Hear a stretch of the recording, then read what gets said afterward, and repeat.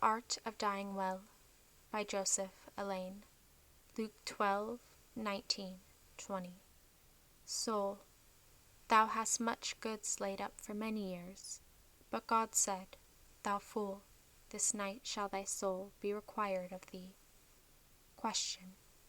Since no man hath one day's certainty of his life, what may we do to be secured from being surprised by death?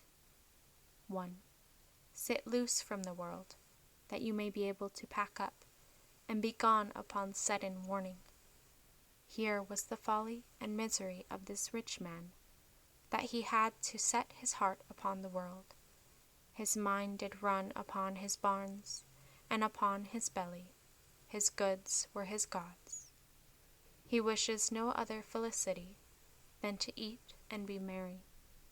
If you would be fit for your great journey to your long home, you must lay aside every weight, and in special, the encumbering and entangling and ensnaring clog and burthen of worldly affections.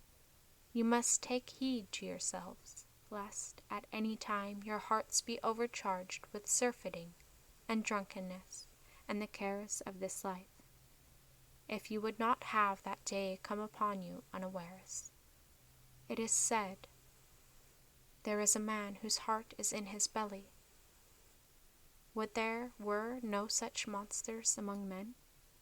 Certainly, that man whose heart is in his belly, or on his cosfer, that idolizes his friends or his reputation, is no more fit for the assaults of death than the unhappy Trojans, buried in sleep and wine, for the invasion of the well-appointed Greeks, or the secure Laish for the subtle Danites, or the Shechemites, one sword and unwieldy, for the sons of violence and instruments of cruelty, studied to be crucified to the world, to use all earthly comforts in a mortified manner, as those that are taking their long leave, and let death find you dead beforehand, and then let it come when it will, and do its worst.